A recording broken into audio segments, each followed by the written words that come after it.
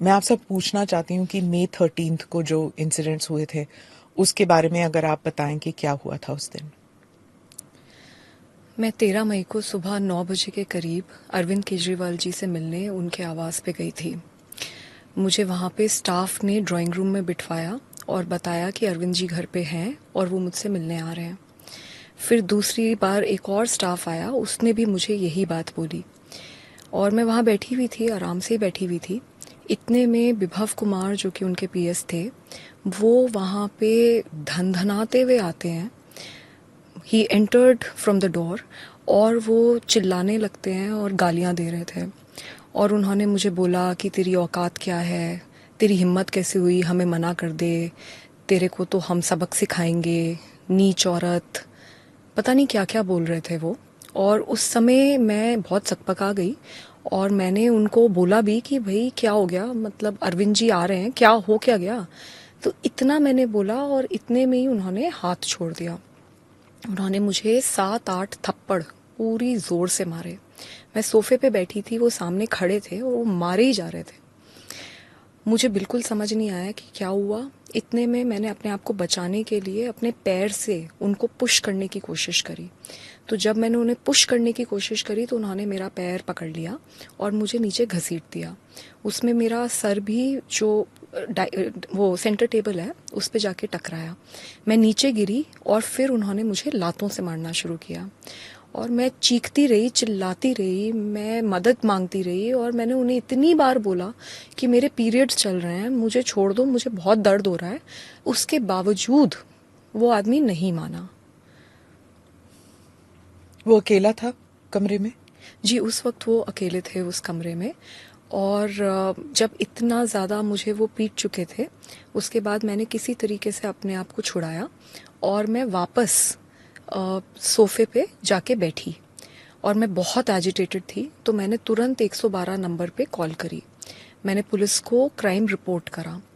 जब मैं कॉल कर रही थी तो उसने मुझे देखा और उसने मुझे बोला कि मैं तुम कुछ कर लो, हमारा कुछ नहीं बिगाड़ सकती और तुमको तो मार के गड़वा देंगे, हड्डी पसली एक कर देंगे। पर मैंने उसकी सुनी नहीं और मैंने कॉल कर दिया। जैसे ही उसने रियलाइज़ किया कि मैंने कॉल कर दिया है, वो तुरंत भागा भागा बाहर गया और सिक्योरिटी जो गेट पे खड़ी होती है उनको बुला के लेकर आया।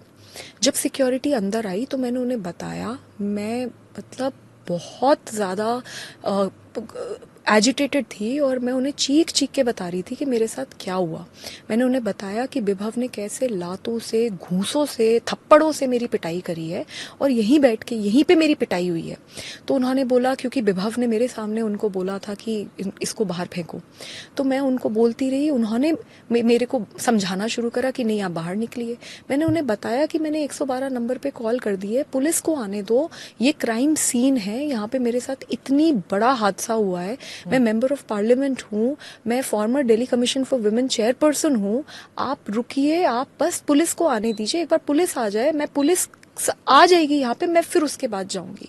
क्योंकि मेरे को ये डर था कि मैं यहाँ से चली गई तो ये टैम्पर कर देंगे पूरा जो भी एविडेंस है।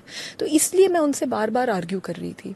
ये आर्ग्यूमेंट कम से कम 8 से 10 मिनट चला होगा और उसमें पूरा टाइम मैं देख रही थी विभव मुस्कुराते हुए वीडियो बना रहा था। जब एंड में मुझसे मैं बिल्कुल अपना आपा खो गई कि मैं, एक तो मेरे को इतनी बुरी तरीके से पीट दिया गया, ऊपर से वो वहां पे आकर मुझे ही बोल रहे हैं कि आप बाहर जाओ। विभव से कोई पूछ भी नहीं रहा कि भाई तुमने क्यों मारा, कैसे मारा, ऐसे कैसे हो गया। तब मैं अपना आपा खोया और मेरे मुंह से कुछ अपशब्द निकले जो बाद में हमने देख, एक बस 50 सेकंड्स की क्लिप डॉक्टर करके एडिट करके उसमें से भी काट पीट के उसको टीवी चैनल्स को दिया गया इनके द्वारा और वो चलाई गई। और बाद में जब पता चला तो पुलिस का मैंने मीडिया के द्वारा ही एक स्टेटमेंट सुना कि किस तरीके से ये जो वीडियो है इसका सोर्स पूरी तरीके से फॉर्मेट कर दिया गया है। अगर वो 10 मिनट की वीडियो जो मैं चीख चीख के बता रही हूँ कि मेरे को कहाँ मारा, कैसे मारा, मेरा हाल जो अगर देख ले कोई, तो वो बिल्कुल बात क्लियर हो जाएगी। तो एविडेंस के साथ भी टैम्पर सो करा गया। According to what you are saying, दो वीडियोस हैं। एक तो सीसीटीवी वीडियो है जिसमें पूरा सीक्वेंस है जो अभी तक रिलीज नहीं हुआ, थ्रू द सीएम्स रेजिडेंस, और दूसरा जो विभव जी ने खुद वीडियो बनाया है वो भी है।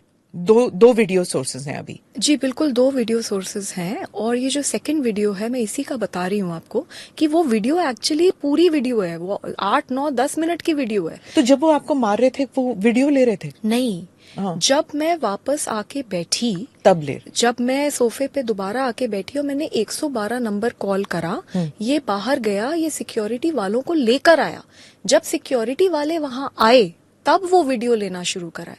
जब मुझे मार पिटाई कर रहे थे तो वो अकेला था कमरे में, तो वो वीडियो कैसे ले सकता है? तो जब ये मार पिटाई हो रही थी, यू वर ऑब्वियसली स्क्रीमिंग, कोई ऐसे साइलेंटली तो नहीं मार खा सकता। तो जब वो आपको मार रहे थे, and it is I mean according to what you have said, it is quite gross. He, आपने कहा 7-8 बारी he kicked you on the chest, stomach, pelvis, और आपके पीरियड्स चल रहे थे उस वक्त। He dragged you, your shirt was pulled up, as per this you were screaming for help.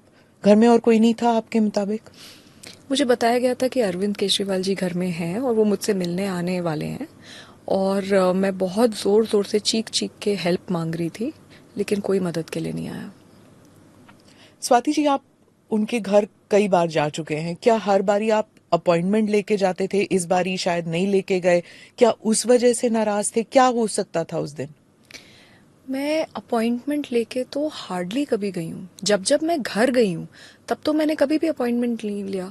हाँ, ज़रूर है कि अगर ऑफिस जाते हैं उनके, क्योंकि उनकी मीटिंग्स लगी हुई होती हैं और बहुत एक प्रोटोकॉल होता है, तो अगर सेक्रेटेरिएट जाते हैं तब एक बार ऑफिस पे के लिए ऑफिशियल टाइम लेके जाया जाता है। लेकिन जब घर जाते हैं तो मैं ऐसे ही जाती हूँ। ये कहते हैं कि मैं ट्रेसपास कर रही थी, मेरे पास कोई अपॉइंटमेंट नहीं था। तो मैं ये जानना चाहती हूँ कि अगर मैं ट्रेसपास कर रही थी तो फिर तो गेट पे ही रोक देते। फिर अंदर से अंदर तक मैं पहली बात कैसे चली गई, और दूसरी बात जो ये कहना चाह रहे हैं कि मेरे पास कोई जी अपॉइंटमेंट ही नहीं था, तो मैं तो हमेशा ऐसे ही गई हूँ। मुझे हल्का सा इल्म भी नहीं था कि अगर ऐसे में मतलब आज कुछ मेरे साथ होने वाला है, और अगर उनको लगता है कि अपॉइंटमेंट लेना बहुत इंपॉर्टेंट है तो उसी वक्त वहीं पे मेरे को बोल देते कि भाई बाहर चले जाओ, मैं बाहर चली जाती। मतलब आप अपॉइंटमेंट लेके नहीं आएगा कोई सो कॉल्ड तो आप उसको पीट दोगे, और वो भी उस इंसान को जो आज तक कभी आपके घर में अपॉइंटमेंट लेके आया ही नहीं। मैं तो 20 साल से जानती हूँ, वो हमारे घर आते हैं, हम उनके घर जाते हैं, तो ये तो बहुत अजीब बात है। तो व्हाट डू यू थिंक कि जब आप you were asking for help, आप मदद मांग रही थी, कि आपको पीटा जा रहा था, ऐसे तो हो ही नहीं सकता कि सीएम के घर में कोई नहीं हो और ऐसी पिटाई हो रही हो किसी की और कोई बाहर ही ना निकले कमरे से? जी वही अजीब बात है, और मैं बहुत ज़ोर ज़ोर से चीख रही थी, चिल्ला रही थी। सच तो यह है कि कोई मदद के लिए नहीं आया। पुलिस अब इस बारे में इन्वेस्टिगेट कर रही है कि क्या हुआ, क्यों हुआ, और किसके इंस्ट्रक्शंस पे मैं पीटी गई हूँ। ये सारी चीज़ों पे अभी इन्वेस्टिगेशन चल रहा है, और दिल्ली पुलिस के साथ मैं पूरी तरीके से कोऑपरेट कर रही हूँ।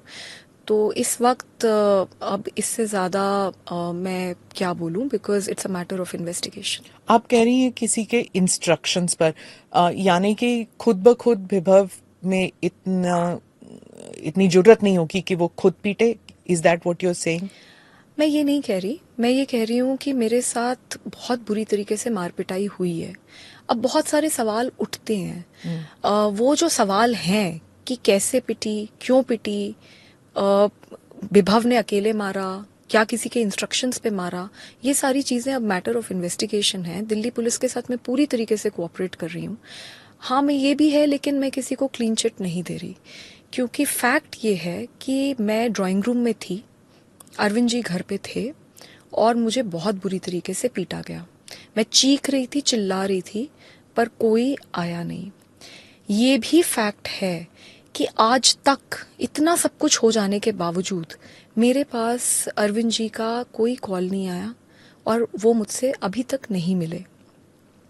ये भी फैक्ट है कि इस पूरे प्रकरण में अरविंद जी उस आरोपी को पूरी तरीके से बचाते हुए दिख रहे हैं। वो उसको लेके लखनऊ घूम रहे हैं, वो उसके लिए प्रोटेस्ट पे सड़क पे उतरे। इतना तो उन्होंने मनीष जी जब अरेस्ट हुए थे उनके लिए भी नहीं करा।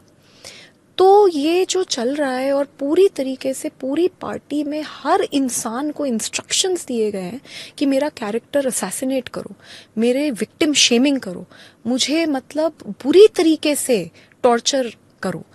तो ये मुझे जो दिख रहा है इसको लेकर मैं किसी को भी क्लीन चिट नहीं दे रही, but definitely I want the Delhi police to investigate the matter in a very free and fair manner, because बहुत बड़े बड़े लोग हैं एंड प्रॉपर इन्वेस्टिगेशन होना चाहिए और उसके बाद जो भी सच है उसको सामने आना चाहिए।